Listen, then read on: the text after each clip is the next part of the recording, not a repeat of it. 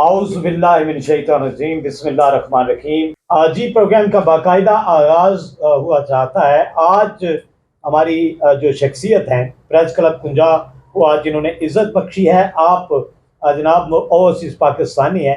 बड़ी कम उम्री में अल्लाह ताला ने आपको बड़ी कामयाबियों से नवाजा है जनाब। ये एक कुंजा की एक ऐसी हस्ती के बेटे हैं जिन्होंने इस मट्टी के लिए बड़ा काम किया है, बड़े फलाही काम करते रहे, लेकिन अब वो इस दुनिया फ़ानी से रुखसत हो चुके हैं। जनाब मंजूर रहमानी साहब के साहबजादे हैं, जो साबका हमारे काउंसलर भी रहे और भी समाजी कामों में बढ़ चढ़ के अपना किरदार अदा करते रहे। शराज मंजूर रहमानी साहब आज प्रेस क्लब कुंजा की ज़ीनत बने हैं। उनके साथ आने वाले मोअज़्ज़ज़ मेहमान कुंजा की बड़ी जानी पहचानी शख्सियत है जनाब सेठ खालिद महमूद साहब। उनको हम तहे दिल से वेलकम कहते हैं जनाब। उसके अलावा जनाब हैं सलार अहमद साहब, उनको भी हम तहे दिल से खुश आमदीद कहते हैं। असजद इकबाल गुज्जर साहब को वेलकम कहते हैं जनाब। प्रेस क्लब में चौधरी शकील अहमद कोरोटाना साहब को हम तहे दिल से खुश आमदीद कहते हैं। प्रोग्राम का बाकायदा आगाज़ हुआ चाहता है। सदर प्रेस क्लब कुंजा शहबाज सरवर भट्ट साहब से गुजारिश है कि वो आने वाले मौजूद मेहमानों का इस्तकबाल करें। बिस्मिल्लाहिर्रहमानिर्रहीम। शराज मंजूर रहमानी मेरे पुराने दोस्त मंजूर रहमानी साहब के बेटे हैं। इनके वालिद मेरे साथ काउंसलर थे और बहुत नेक इंसान थे और उन्होंने कुंजा के लिए बहुत काम किया है और मैं इसलिए अपने इस भतीजे को कुंजा प्रेस क्लब में वेलकम कहता हूँ। शुक्रिया। अच्छा शराज साहब, ये बताएं कि यहाँ से लेके वहाँ तक का सफ़र मजमूई तौर पर कैसा रहा? सबसे पहले मैं आपका प्रेस क्लब कुंजा का शुक्रिया अदा करता हूँ, सदर साहब आपका, शहबाज भट्ट साहब और शफरान साहब आपका। अल्हम्दुलिल्लाह 2007 में सर मैंने बाहर गया था और इन 13-14 सालों में अल्हम्दुलिल्लाह अल्लाह ताला ने हर मकसद में मुझे कामयाब किया। उसमें सबसे हाथ था मेरी वालदा साहब का और मेरे वाला साहब की तरबियत का, जो उन्होंने मेरी तरबियत की और अल्हम्दुलिल्लाह ज़िंदगी के हर स्टेप में अल्लाह ताला ने मुझे कामयाबी अता फरमाई। और शराज भाई आपका बहुत शुक्रिया, आप यहाँ पे तशरीफ़ लाए। फरमाइएगा, आपके वालिद साहब ने सियासत में बड़ा नाम कमाया जी अल्हम्दुलिल्लाह, लोग आज भी उन्हें इज़्ज़त की निगाह से देखते हैं। उनकी शराफत की सियासत को उन्होंने कुंजा में फ़रोग़ दिया। सर, क्या आपका भी इरादा है आने वाले मुस्तकबिल के दिनों में कि आप भी सियासत में आएंगे? इंशाअल्लाह शफरान भाई, अल्हम्दुलिल्लाह आस्ता आस्ता मैं कोशिश करूँगा कुंजा के जो फलाई काम है उनमें बढ़ चढ़ कर हिस्सा लूँ और अपने वालिद के नक्शे कदम पर चलूँ। कोशिश मेरी होगी इंशाअल्लाह अपने वालिद का नाम मुआशरे में, अपने शहर कुंजा में ज़िंदा रखूँ। अच्छा, मैं अक्सर जो सोशल मीडिया है उस पर आपकी जो एक्टिविटी तो देखता रहता हूँ। जी सर। और आपकी जो एक्टिविटीज़ हैं उससे पता चलता है कि आप इस मुल्क के लिए कुछ करना चाहते हैं। जी। तो क्या इरादा है आप? तो कोशिश करूँगा अपने शहर में जितने भी फलाई काम हो सकें उनमें बढ़ चढ़ कर हिस्सा लूँ और अपने वालिद साहब का नाम ज़िंदा रखूँ। अच्छा, एक बात बताइए कि अक्सर जो यहाँ से नौजवान जाते हैं जी बैरून मुल्क, जी जी, आप भी तो वहीं पे हैं और माशाल्लाह काफ़ी सेटल्ड हैं, जी, तो वो शिकवा करते हैं कि वो काम नहीं है, ये नहीं है, क्या वजह इसकी? सर सबसे पहले वहाँ की ज़ुबान जो होती है ना, वहाँ के कानून लॉ को ना बहुत लोग पिक नहीं करते, तालीम की कमी होती है। तकरीबन मैं 2007 में गया था तो अल्हम्दुलिल्लाह आज आप देख रहे हैं कि मेरे पास वहाँ की सिटीज़न है, मेरे बच्चों के पास सिटीज़न है। तो सिर्फ वहाँ के रूल ऑफ लॉ और ज़ुबान को पिक करें और उनको, ज़्यादातर लोगों को ज़ुबान आती नहीं, उनके कानून का सर पता ही नहीं होता। इसी वजह से अक्सर बंदे नाकाम होते हैं। कई लोग 10-10 साल वापस नाकाम होकर ज़िंदगी गुजार कर आ जाते हैं क्योंकि उनको पता ही नहीं होता कि हमारा सबसे पहला मकसद ज़ुबान है, उसके बाद कोई और काम है, पेपर है, ज़ुबान के बाद पेपर होते हैं। और रहमानी साहब ये फरमाइएगा कि लोग वहाँ पे जाके जी सर, ये पाकिस्तान का नाम जो बदनाम करते हैं, जी सर, आपको क्या लगता है इसकी मेन वजह क्या है और क्या ऐसा करना चाहिए पाकिस्तानियों को? सर पहले तो पता हर बंदे की घर से तरबियत जो माँ बाप करते हैं ना, वो वहीं से लेकर दूसरे मुआशरे में जाता है। सही है।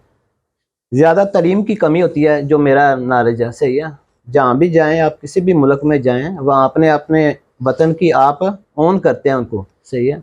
तो अच्छे भी वहाँ लोग हैं सर, जो अपने तकरीबन बहुत ज़्यादा अच्छे लोग हैं। ज़्यादातर जो जाते हैं जिनकी तालीम की कमी होती है, उन्हें शऊर नहीं होता, वहाँ जाके गलत हरकतें करते हैं, वो वहीं नाकाम होकर सर वापस आते हैं, वापस आते हैं और मुल्क की बदनामी का भी मुल्क की बायस बदनामी बनते बनते हैं सर। जी अच्छा, मेरा आपसे सवाल है कि आप जरा ओवरसीज के जो मुश्तरका मसाइल हैं जी, उन पर जरा रोशनी डालिएगा कि क्या क्या मसाइल दरपेश आते हैं। मसाइल तकरीबन सर लीगल काम जो होते हैं ना एम्बेसी कर ही लेती है। अब पीआई की आपको पता है फ्लैटें बंद हुई हैं, डेड बॉडी का मसला है, वो फ्लैट की वजह से अब जो वहाँ फोत हो जाते हैं उनकी डेड बॉडी का बड़ा सा मसला बना हुआ है।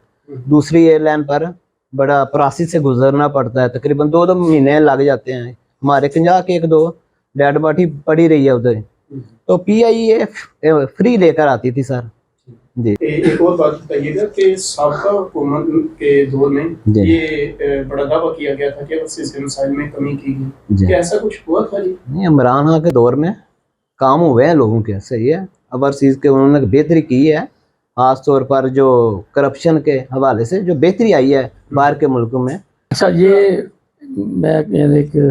मैं जब आप नौजवानों को देखता हूँ, जैसे जिससे खालिद है, ये शिराज है, तो मुझे इनको देख के फ़ख्र महसूस होता है कि नौजवानी में इन्होंने जो है वो कामयाबियाँ हासिल की हैं और सख्त मेहनत की है। आप क्या नौजवानों को पैगाम देंगे? बस यही सर, जहाँ भी जाएं नीयत अपनी साफ़ रखें और दिल लगा कर मेहनत करें और बस कोशिश करते जाएं। अल्लाह ताला अगर नीयत साफ़ है तो उसका फल ज़रूर देता है।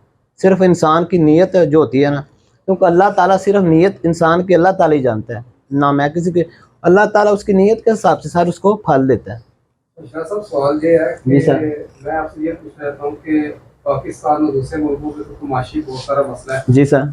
आखिर बरौने मुल्कों में या यूरोप में कौन सी ऐसी जादू की छड़ी है कि कुछ लोग कुछ सालों बाद ही इस लेवल में पहुंच जाते हैं कि वो पूरी पूरी प्रॉपर्टियाँ खरीद लेते हैं और गाड़ियाँ और सारा कुछ। वो क्या उस वहाँ पे कैसा बिजनेस होता है, कि धंधा भी होता है या लीगल वर्क होता है? नहीं सर, वहाँ ठीक है, अगर बंदा सेटल हो जाए ना तो 1-2 साल में बड़ा स्टैंड ले जाता है, अगर वो लीगल हो गया उनके प्रोसेस में। वहाँ की गवर्नमेंट बेनिफिट इतने इतने देती है, खास तौर पर जिनकी फैमिली होती हैं, सही है, तो वहाँ जो जाते हैं लीगल जल्दी हो जाते हैं सर। वो फिर लेकिन ये बड़ा देखने में आया ना कि जो जल्दी कामयाब होने का बैकग्राउंड कुछ और होता है, वहाँ पे कोई धंधा कर रहे होते हैं, बाद में पता चलता है जिनका ये नहीं लीगल, स्मगलिंग कर रहे हैं, नहीं नहीं सर, यूरोप में स्मगलिंग का आप सोच भी नहीं सकते। 2 नंबर लोग काम करते होंगे बाहर, वो शॉर्ट टर्म के लिए आते हैं, फिर उनका ख़त्म हो जाता है, सही है। अगर वहाँ लीगल जाएँ तो आपको एक अच्छी फैसिलिटी मौके मिलते हैं, खासतौर यूरोप में बंदे ग्रास रूट लेवल पर ऊपर जाते हैं, वहाँ इंसान को मौके मिलते हैं। शिराज साहब, अक्सर सोशल मीडिया पर और प्रिंट और इलेक्ट्रॉनिक मीडिया पर ये खबरें देखने को आती हैं कि एयरपोर्ट पर जब बंदे ओवरसीज वापस आते हैं जी तो सर। तंग किया जाता है उन्हें। पहली बात ये बताएं कि आपके साथ कुछ ऐसा नहीं। वाक़या हुआ था, और दूसरी ये बताएं कि क्या बैरून मुल्क में भी ये रिवाज चल रहा है? नहीं नहीं सर, वहाँ अल्हम्दुलिल्लाह कोई ऐसा काम नहीं यूरोप में होता।